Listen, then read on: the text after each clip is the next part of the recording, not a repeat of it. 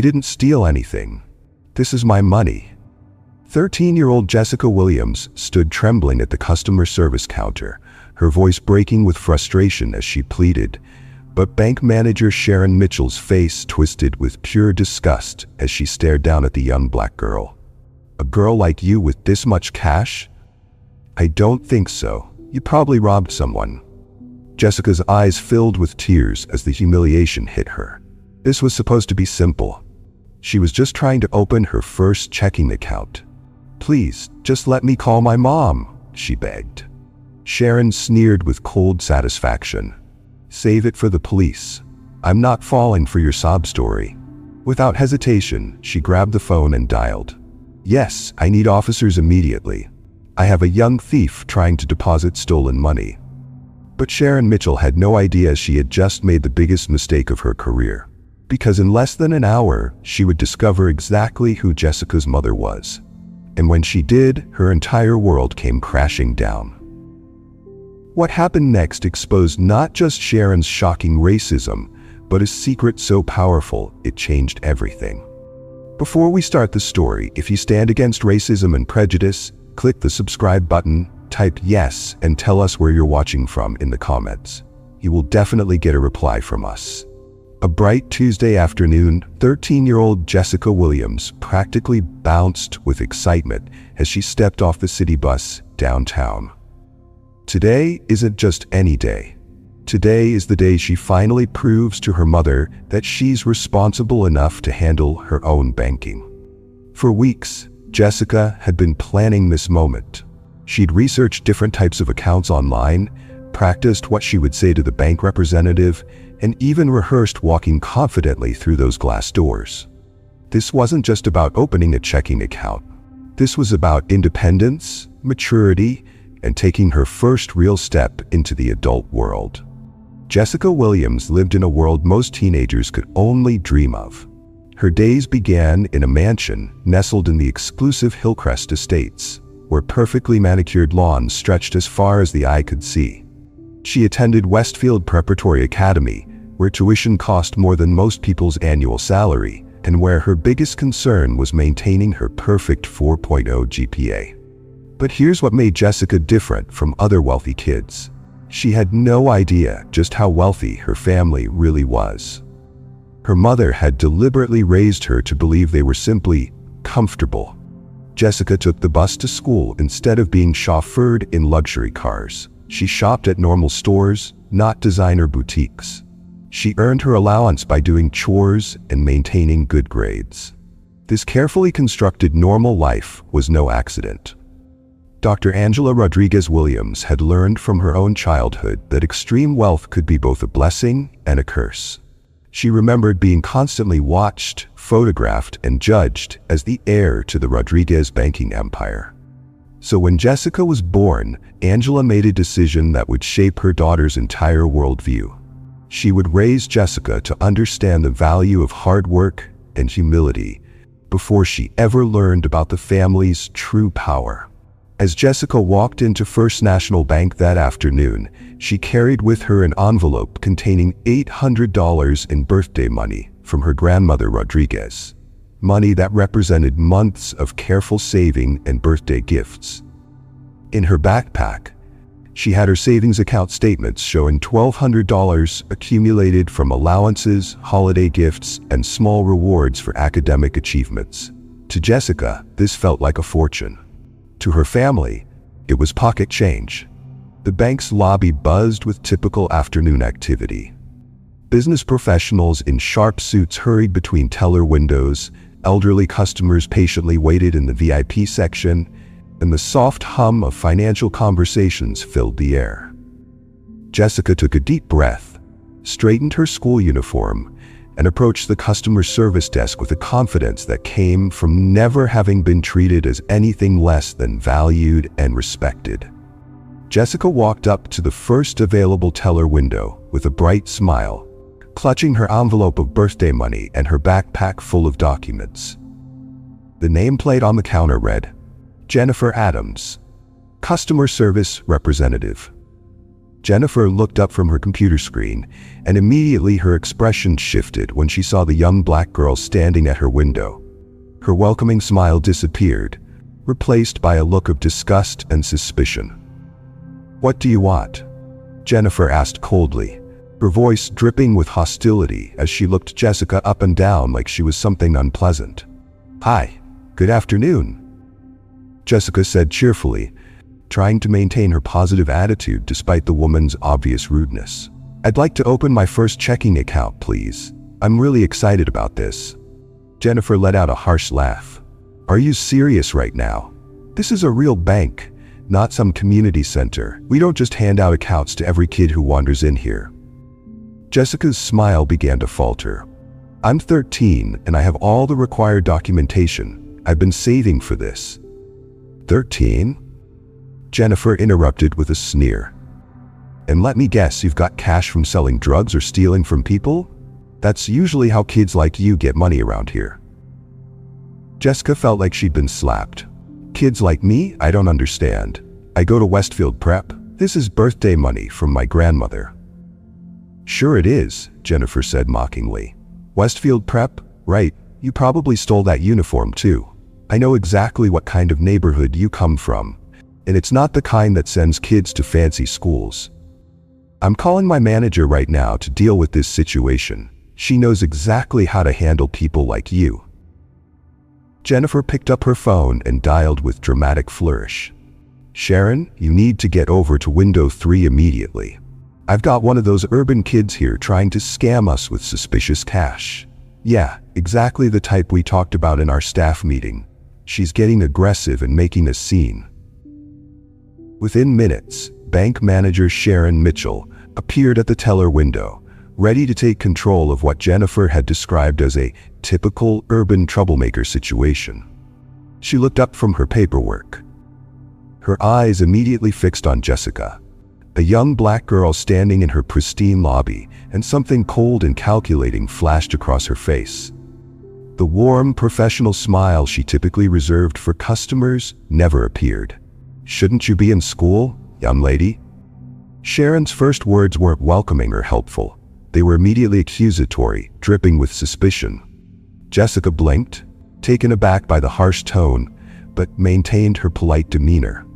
"Oh, I have permission from my school and my parents. I arranged to leave early specifically for this appointment." She reached into her backpack and pulled out a signed permission slip from her school counselor. But Sharon barely glanced at the paper. Her attention was fixed on the envelope Jessica had placed on the counter. When Jessica opened it to show her the neatly stacked bills, Sharon's expression darkened even further.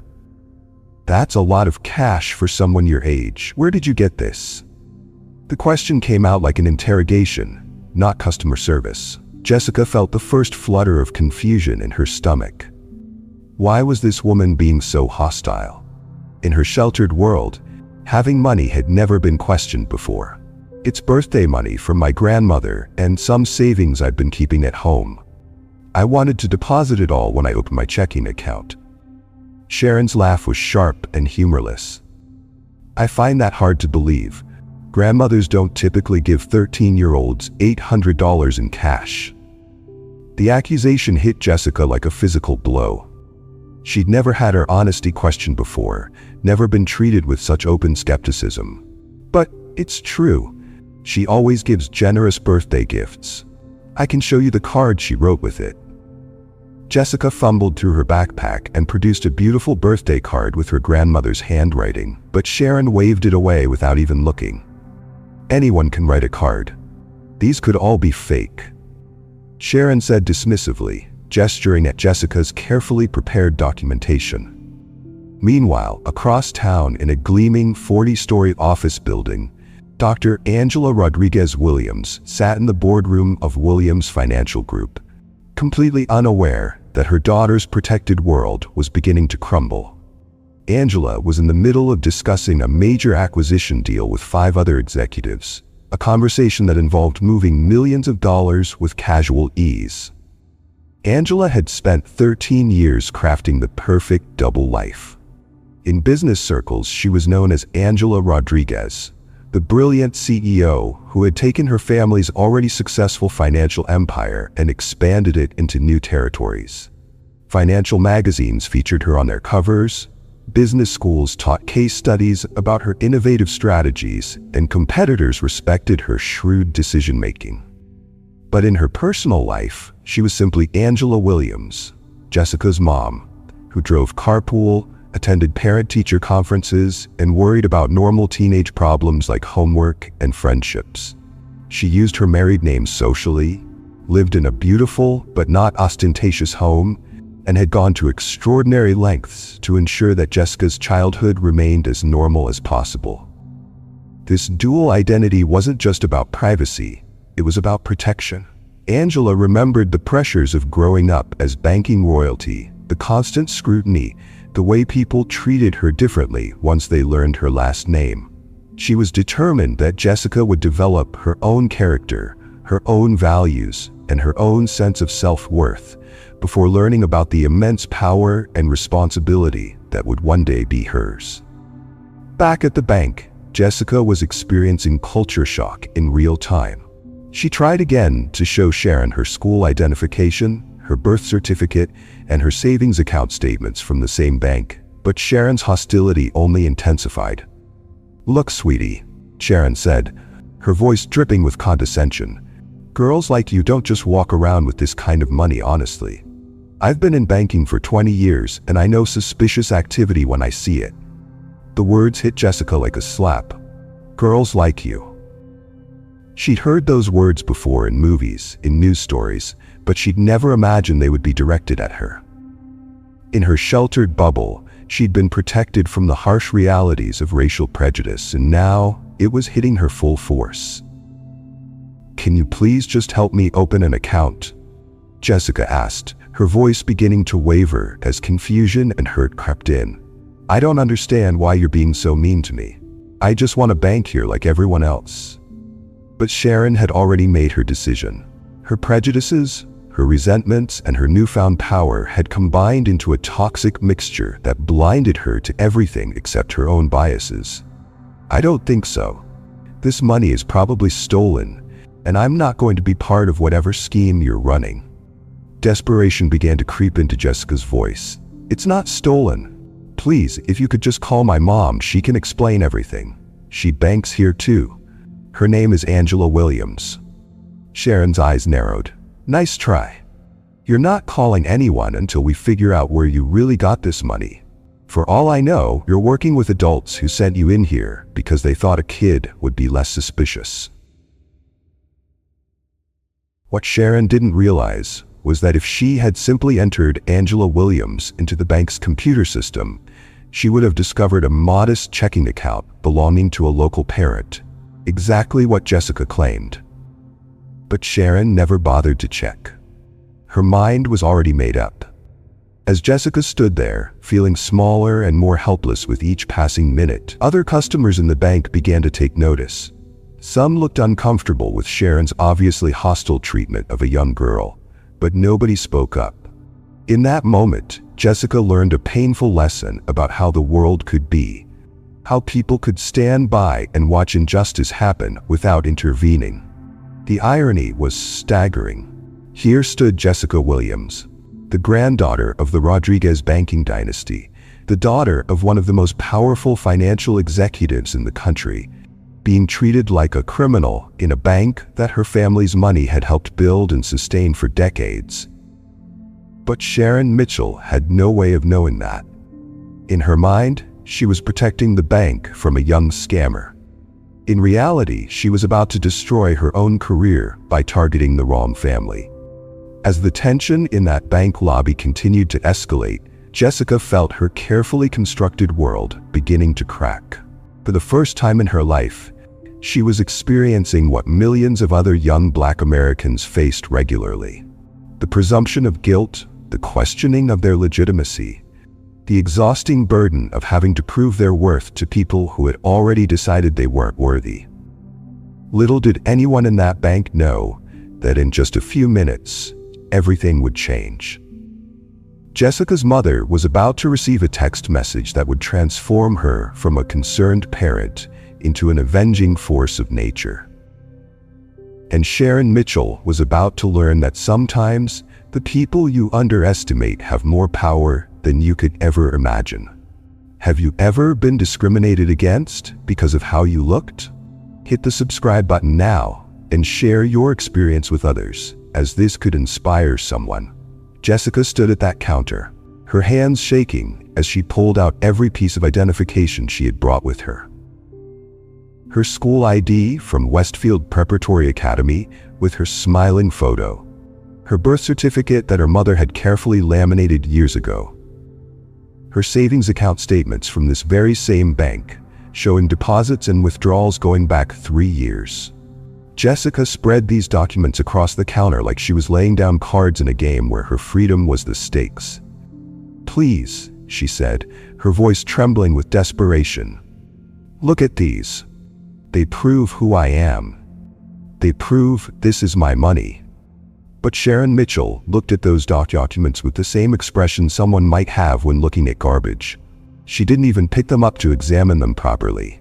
Instead, she shook her head with disgust and said the words that would seal her own fate.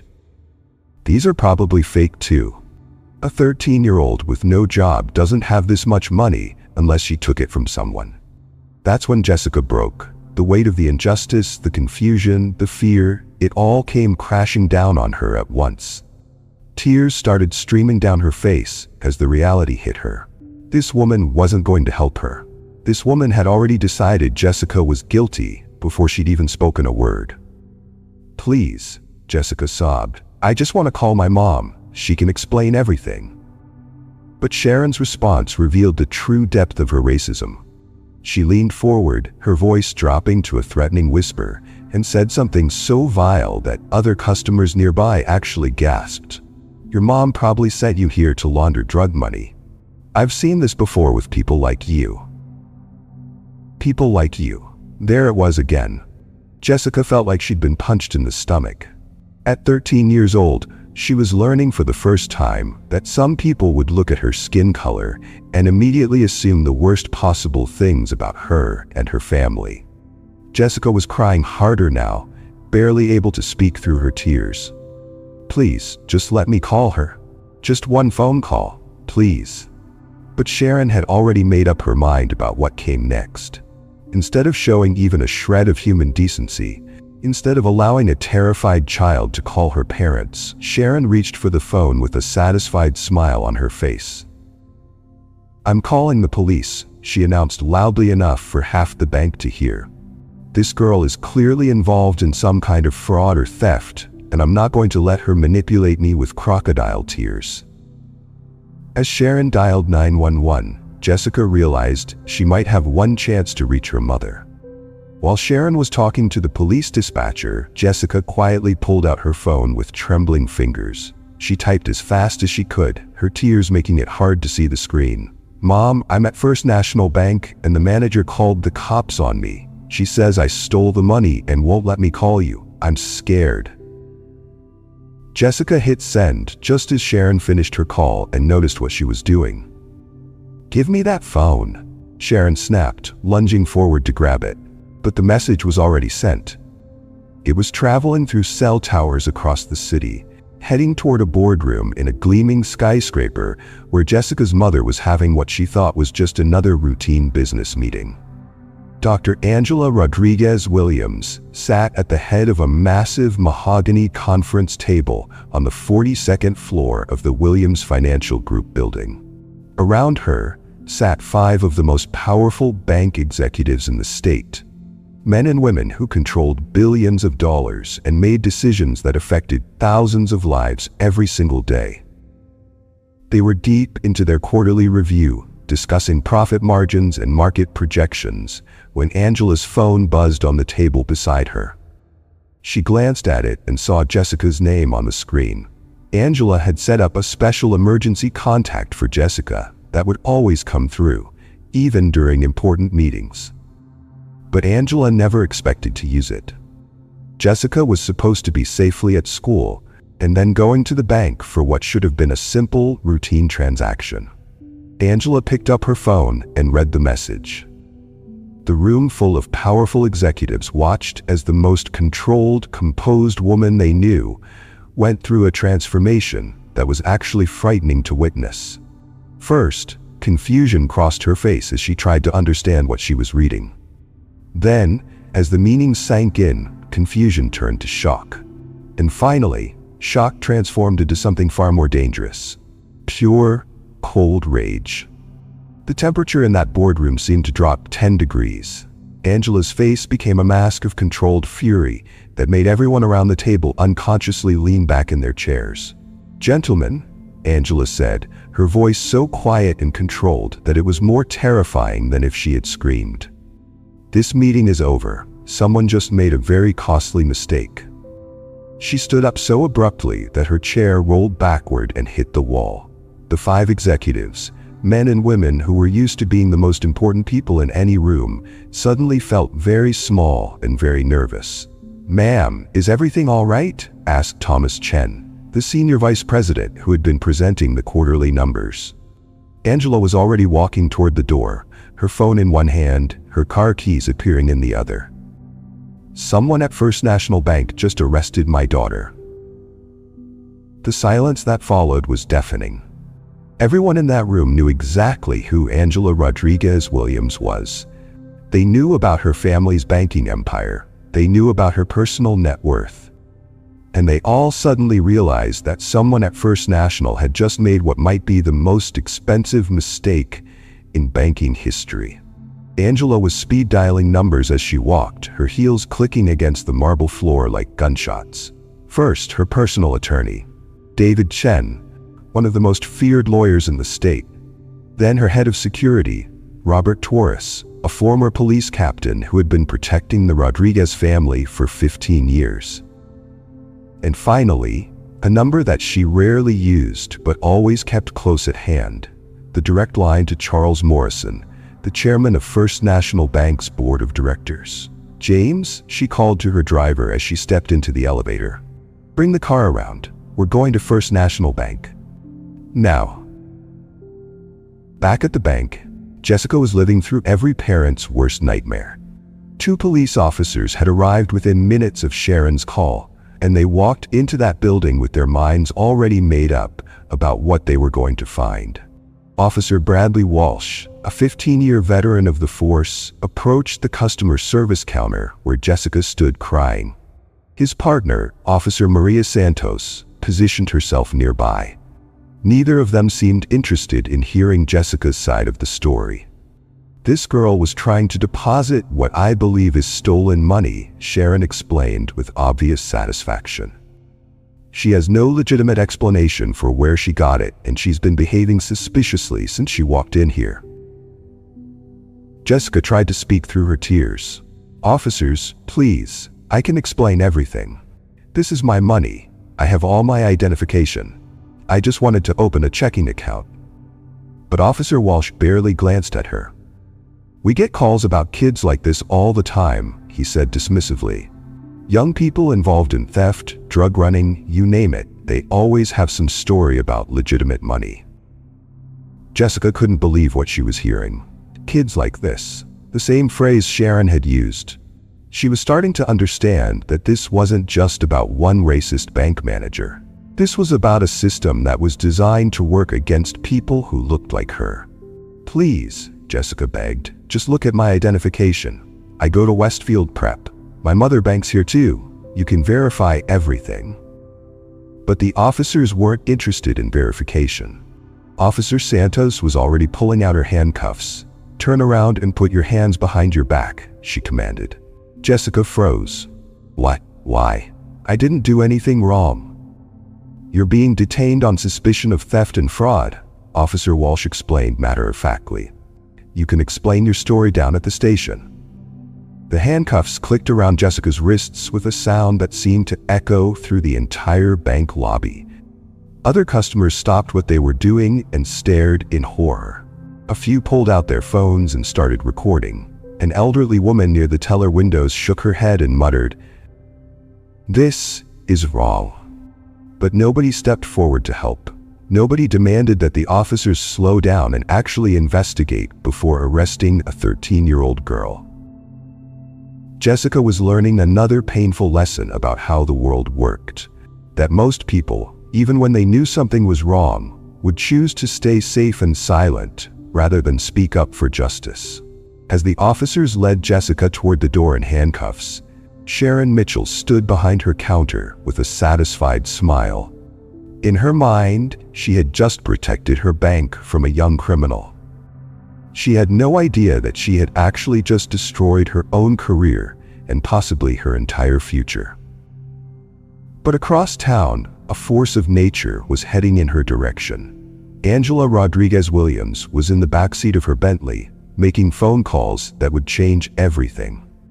Her driver, James, was weaving through traffic like he was driving an ambulance. And in the passenger seat, Angela's head of security was already coordinating with the bank's board of directors. If you want to see Sharon Mitchell get exactly what she deserves, you better hit that subscribe button right now, because the revenge that's coming is going to be absolutely epic. 23 minutes after Jessica sent that desperate text message, something extraordinary happened outside First National Bank. A sleek black Bentley with tinted windows so dark they looked like mirrors pulled up to the curb. But this wasn't just any luxury car. The license plate read RFH001, standing for Rodriguez Financial Holdings, and anyone in the banking world would have recognized those initials immediately. The car door opened and Dr. Angela Rodriguez Williams stepped out onto the sidewalk. She wore a custom-tailored suit that cost more than most people's cars, $10,000 of Italian craftsmanship that fit her like armor.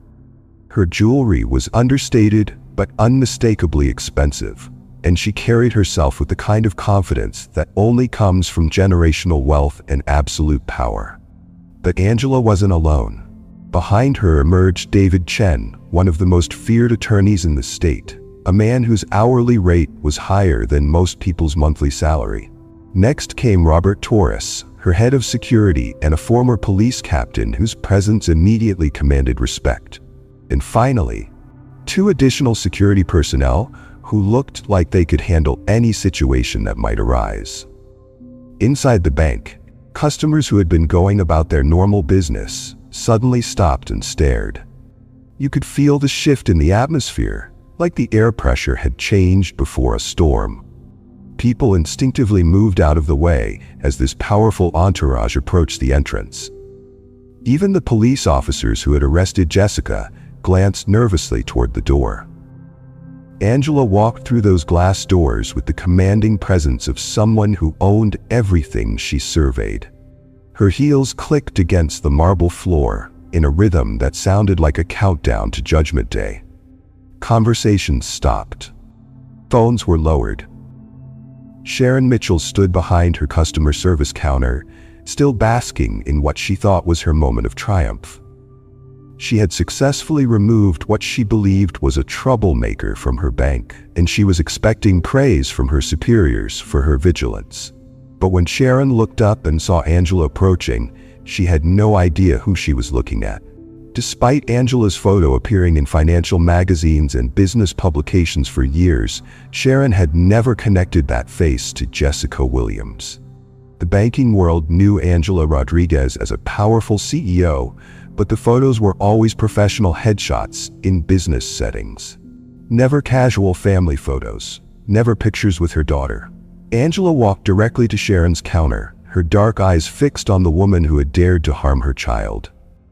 When she spoke, her voice was so controlled and quiet that it was actually more terrifying than if she had been screaming. "Release my daughter immediately." Sharon looked up at this obviously wealthy woman and felt a moment of confusion. But her arrogance quickly took over, and she actually had the audacity to scoff. "Look, lady, I don't know who you think you are, but your daughter is a thief. She was trying to deposit stolen money, and I did exactly what I was supposed to do. The police have already taken her away."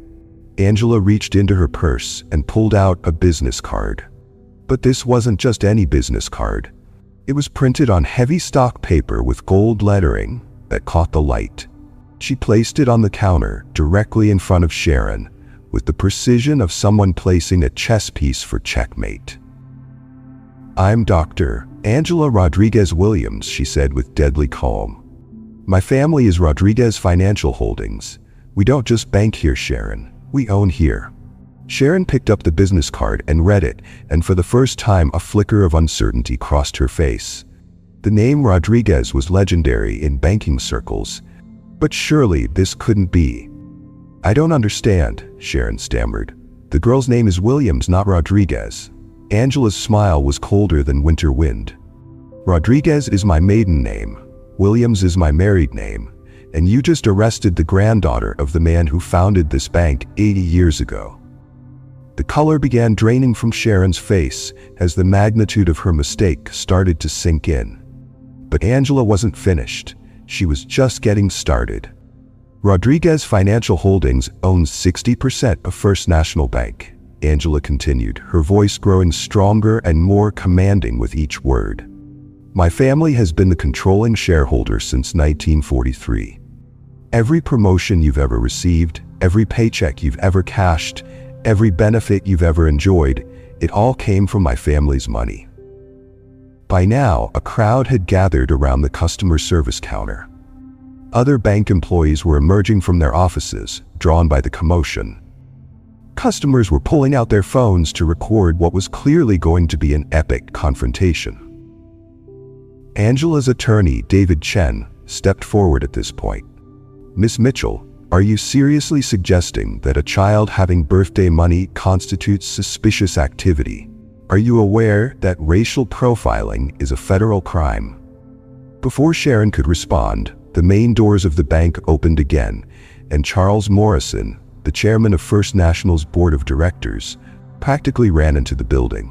He was a distinguished man in his 70s who had been managing the Rodriguez family's banking interests for over 25 years. Morrison took one look at Angela and immediately understood the gravity of the situation. His face went pale as he approached the growing crowd around Sharon's counter. "Angela," he said, slightly out of breath from his rush to get there. "I came as soon as I got your call. Where is Jessica? Is she hurt?" The sight of the bank's chairman rushing in and addressing Angela by her first name with obvious familiarity sent shock waves through the crowd of onlookers. Sharon felt her legs go weak as she realized she might be in more trouble than she had ever imagined. "Charles," Angela replied, her voice softening slightly when addressing the family friend.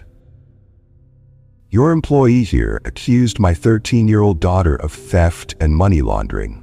She refused to let Jessica call me, refused to verify her identity, and instead called the police to have her arrested."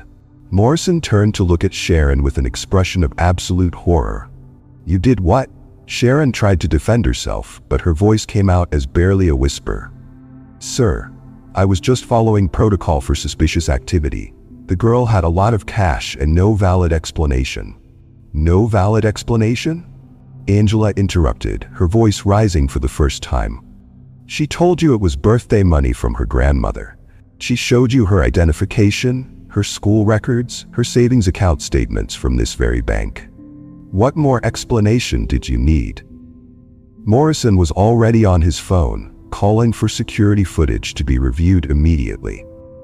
Within minutes, they were all watching the bank's cameras on a monitor that had been brought out from the security office. The footage was damning. It showed Jessica entering the bank politely, approaching Sharon's counter with a smile, and presenting her documents respectfully. It showed Sharon immediately becoming hostile, refusing to examine Jessica's identification, and treating her with obvious contempt from the very first moment. But more importantly, the footage showed other interactions Sharon had had over the past few months. Case after case of Sharon giving special scrutiny to minority customers, asking for additional documentation that she didn't require from white customers, and treating people of color with obvious suspicion and hostility. "My God," Morrison whispered as he watched the evidence of systematic discrimination playing out on the screen. "Sharon, how long has this been going on?" But Sharon couldn't answer. She was staring at the monitor in horror, watching her career implode in real time. Every racist assumption, every biased decision, Every moment of discrimination was there for everyone to see. Angela turned to Morrison with steel in her voice. "Tries, I want to know how many other customers have been treated this way. I want a full investigation into this woman's conduct, and I want it started immediately." Morrison nodded grimly. "It will be done. Angela, I cannot begin to apologize for what has happened here today. This is absolutely inexcusable." But Angela wasn't looking for apologies. She was looking for justice. "Where is my daughter now?" "She's been taken to the juvenile detention center for processing," Morrison replied, already pulling out his phone. "But I can have her released immediately. I'll call the chief of police personally." As Morrison made his calls, Angela turned back to Sharon, who was now visibly shaking behind her counter. The irony of the situation was absolutely devastating. Sharon had spent 20 years working her way up in a bank that was owned by the very family she had just attacked. "You know what the most tragic part of this is, Sharon?" Angela said quietly. "My daughter has never experienced racism before today. She's lived a sheltered life, protected from people like you. She walked into this bank with complete trust in the system, believing that if she was polite and honest, she would be treated fairly." Sharon tried to speak, but no words came out. "Today, you stole her innocence," Angela continued. "You taught a 13-year-old girl that some people will hate her for the color of her skin, no matter how educated she is, no matter how polite she is, no matter how legitimate her business is. That's something she can never unlearn." The security guards who had been called to escort Sharon from the building were the same ones who had stood by and watched Jessica being handcuffed earlier. The irony wasn't lost on anyone present. "Ms. Mitchell," Morrison said officially, "your employment with First National Bank is terminated immediately. Security will escort you from the building, and you are permanently banned from all bank properties." As Sharon was led away in disgrace, Angela turned to address the crowd of customers and employees who had witnessed the entire confrontation. "Let this be a lesson to everyone here," she said in a voice that carried to every corner of the bank. "Racism isn't just morally wrong, it's bad business, it's expensive, and in this case, it just cost someone their entire career." But the story wasn't over yet. Angela still had to get to her daughter, who was sitting in a detention center, probably terrified and confused about how her simple trip to the bank had turned into such a nightmare. What would you have done if you were in Angela's shoes and your daughter was wrongly arrested? Tell us in the comments, and don't forget to click the subscribe button for more stories like this. The aftermath of Sharon's firing was swift and absolutely devastating. Within 30 minutes of Chairman Morrison's announcement, security guards were already clearing out Sharon's office. 20 years of accumulated personal items, family photos, awards, certificates of achievement were unceremoniously dumped into cardboard boxes. Her access cards were revoked, her computer password was changed, and her name was stripped from the employee directory. But the humiliation was just beginning. As word spread through the bank, employees who had worked with Sharon for years began to remember incidents they had previously overlooked. The way she would make jokes about certain customers, how she always seemed to require extra documentation from people of color, the subtle but consistent pattern of discrimination that everyone had noticed, but no one had been brave enough to report. Within 2 hours, Sharon's professional reputation was in ruins. The banking industry is surprisingly small, and news travels fast through professional networks. By the end of that first day, Sharon's termination and the reasons behind it had spread to banks across the state. By the end of the week, financial institutions nationwide knew exactly what Sharon Mitchell had done to Jessica Williams. The story became a cautionary tale whispered in banking conferences and professional development seminars. Sharon's name became synonymous with everything that was wrong with institutional racism in financial services. Her LinkedIn profile, once proudly displaying 2 decades of steady advancement through various positions, now showed a gap that every potential employer would understand without explanation. But Sharon's punishment was just the beginning of the systemic changes that Jessica's case would bring about. The police officers who had arrested Jessica without conducting any real investigation suddenly found themselves under the most intense scrutiny of their careers. Officer Bradley Walsh, a 15-year veteran who had prided himself on his quick response times and decisive action, discovered that speed and decisiveness meant nothing without fairness and thorough investigation. His body camera footage was reviewed frame by frame, revealing a pattern of assumptions and biases that his supervisors could no longer ignore.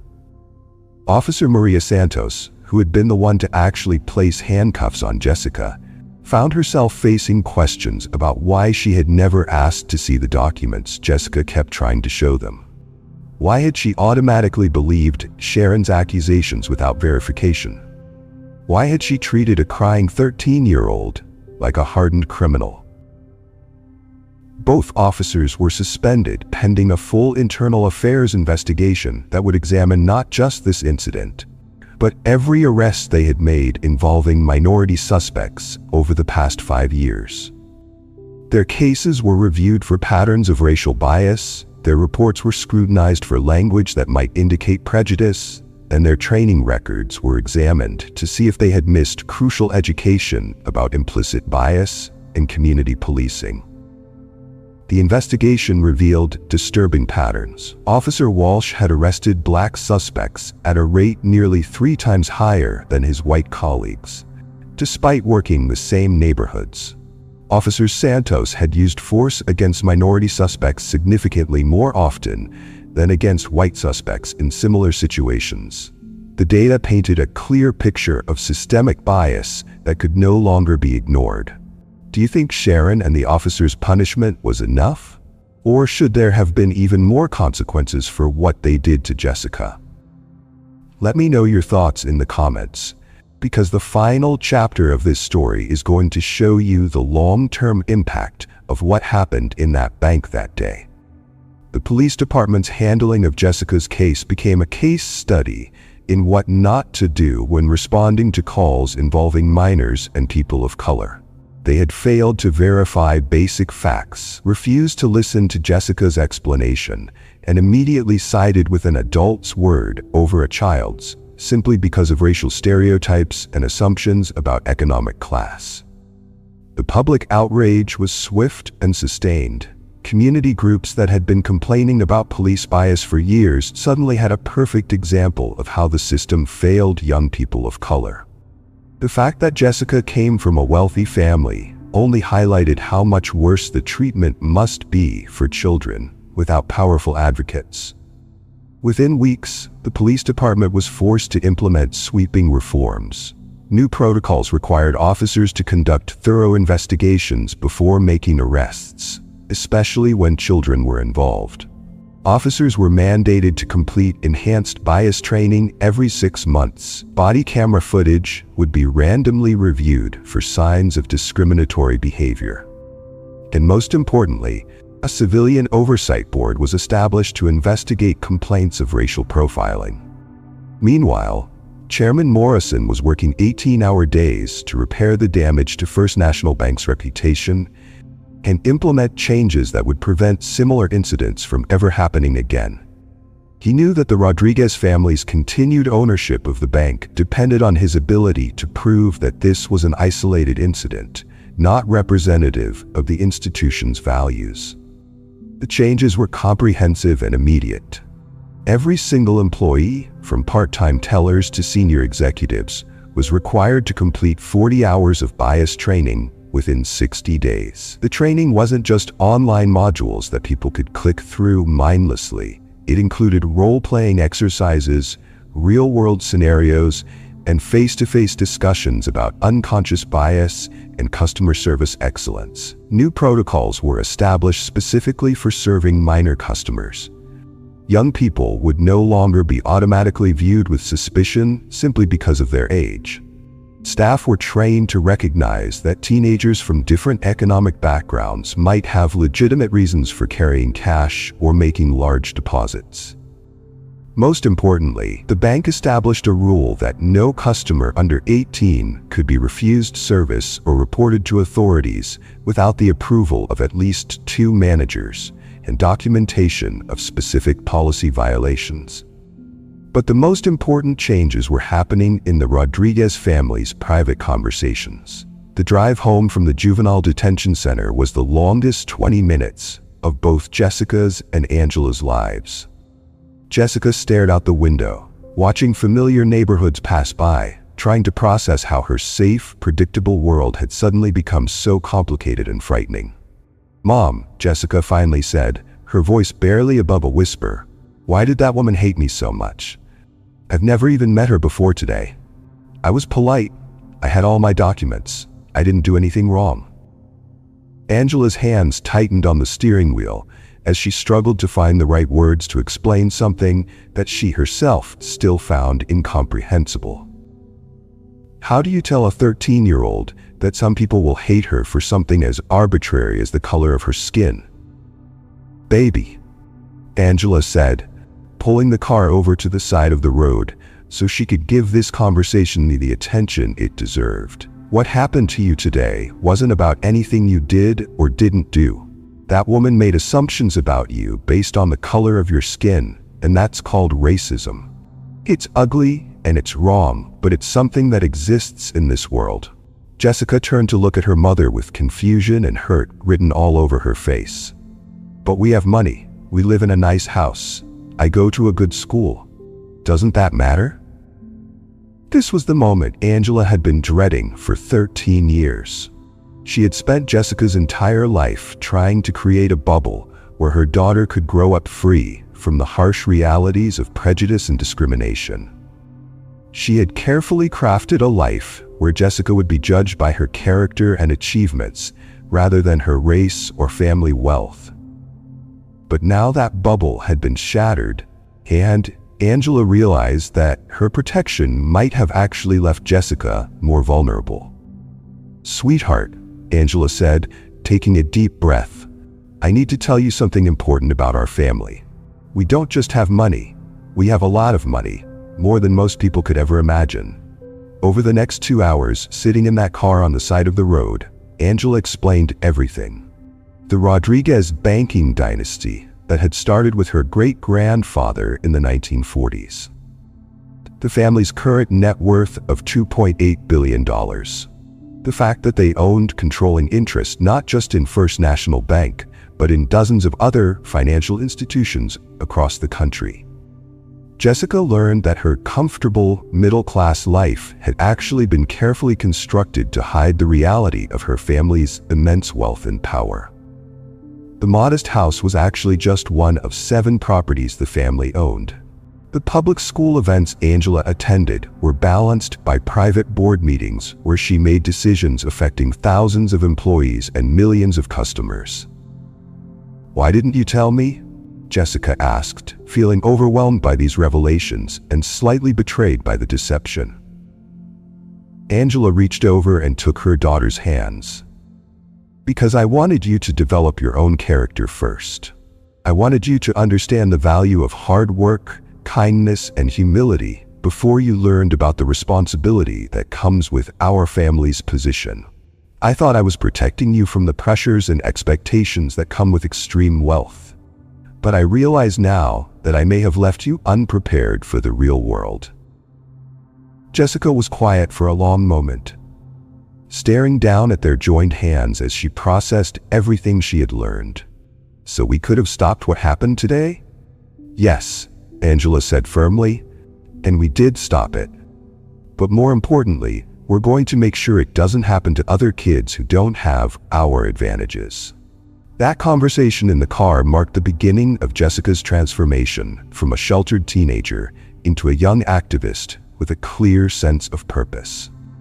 She spent the next several weeks reading everything she could about civil rights, economic justice, and the history of discrimination in financial services. She learned about redlining, predatory lending, and the countless ways that banking institutions had been used to perpetuate racial inequality. But Jessica also learned about the power of advocacy. and the importance of using privilege to fight for others. Within a month of her arrest, the Rodriguez Family Foundation announced a major new initiative designed to educate young people about their financial rights and provide resources for families who face discrimination in banking. The program, called Financial Justice for All, was comprehensive and ambitious. It included educational workshops for teenagers about their rights when opening accounts or conducting banking business. It provided legal resources for families who face discrimination. It funded community organizations that work to promote financial literacy in underserved communities, and it established a hotline that young people could call if they experienced treatment similar to what Jessica had faced. Jessica became the face of the campaign, sharing her story at schools, community centers, and youth organizations across the state. Her message was simple but powerful. Every young person deserved to be treated with dignity and respect when conducting legitimate business, regardless of their race, economic background, or age. The response was overwhelming. Thousands of young people came forward with their own stories of discrimination and unfair treatment. Many had simply accepted poor service or suspicious treatment as normal, not realizing that they had rights and advocates who would fight for them. First National Bank, meanwhile, was implementing changes that would become a model for financial institutions across the country. The new youth-friendly policies went far beyond simple bias training. The bank redesigned its customer service approach specifically for minor clients, recognizing that young people might need additional guidance and patience when learning to navigate financial systems. Special youth specialists were hired and trained to work specifically with customers under 18. These specialists understood that teenagers might have questions that seemed basic to adults, that they might be nervous about their first banking experiences, and that they deserved the same level of professional service as any adult customer. The bank also created educational materials specifically designed for teenagers who were opening their first accounts. These materials explained banking terminology, outlined customer rights, and provided clear guidelines about what documents were needed for different types of transactions. Most importantly, they established clear protocols to prevent any customer from being treated with suspicion or hostility based on their appearance or assumed economic status. But perhaps the most powerful moment in this entire story came exactly 1 week after Sharon's termination, when Angela returned to First National Bank to address the remaining staff. She stood in the main lobby where her daughter had been humiliated and arrested, wearing the same commanding presence that had so effectively dismantled Sharon's career. The entire staff was assembled: tellers, managers, security guards, and administrative personnel. They stood in nervous silence as Angela prepared to speak, knowing that their jobs and the bank's future might depend on what she said next. "My family built wealth in this country despite people like Sharon trying to stop us," Angela began, her voice carrying clearly to every corner of the building. "My great-grandfather started with nothing but determination and a belief that financial services should be available to everyone, regardless of the color of their skin or the neighborhood they came from." She paused to look around the room, making eye contact with individual employees as she continued. He faced discrimination that was legal and openly practiced in his time. Banks refused to serve him. Loan officers told him to his face that they didn't do business with people like him. But he didn't give up. He worked twice as hard, saved every penny, and eventually started his own bank that would serve everyone fairly. Angela's voice grew stronger as she warmed to her theme. 3 generations later, my daughter walked into this bank, a bank that her great-great-grandfather's money helped build, and was treated like a criminal by someone who was paid with my family's money. The irony would be laughable if it weren't so tragic. The room was absolutely silent as Angela continued. "Jessica will learn from this experience that respect isn't given. It's demanded, and we have the power to demand it. But more importantly, she'll learn that having power means using it to protect people who don't have power." Angela's speech was recorded by local news crews and posted online, where it quickly went viral. The video was shared millions of times, becoming a rallying cry for economic empowerment and civil rights. But for Angela, it wasn't about fame or recognition. It was about ensuring that no other child would go through what Jessica had experienced. The speech also served as a clear warning to anyone in the financial services industry who might be tempted to engage in discriminatory practices. The message was unmistakable. The Rodriguez family was watching. They had the resources to fight back, and they weren't afraid to use their power to demand justice. 3 months later, Jessica returned to First National Bank to finally open that checking account she had originally come for. But this time, she wasn't just a sheltered 13-year-old trying to prove her independence. She was a young woman who understood both her privilege and her responsibility, who had learned hard lessons about the world's injustices, but had also discovered her own power to fight against them. The staff treated her with the utmost respect and professionalism, of course, but Jessica made it clear that she expected the same respectful treatment for every young customer who walked through those doors. She had learned that having power means using it to protect people who don't have the same advantages. The account opening process that should have taken 15 minutes the first time was completed in less than 5 minutes this time. Jessica received a welcome packet specifically designed for young customers, a personal introduction to her youth specialist, and a clear explanation of all the services available to her. As for Sharon Mitchell, her downfall was complete and irreversible. The banking industry's informal networks ensured that her story followed her wherever she tried to find new employment. Financial services companies, insurance firms, and related businesses all knew exactly what she had done and why she had been fired. Sharon discovered that reputation in the professional world is everything, and once it's destroyed, it's almost impossible to rebuild. She found herself working a series of low-paying retail jobs, each one a painful reminder of the career she had thrown away through her own prejudice and hatred. But perhaps the most fitting part of Sharon's punishment was that she was forced to watch from afar as the banking industry she'd been expelled from underwent the very changes that might have saved her career if she had embraced them earlier. Every news story about bias training, every article about inclusive customer service, every recognition that First National Bank received for its progressive policies was a reminder of what she could have been part of if she had chosen differently. And Sharon's chance of working in banking again? Also zero.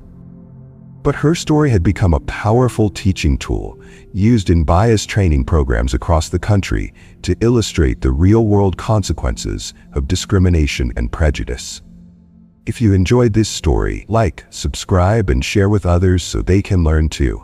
See you in our next video.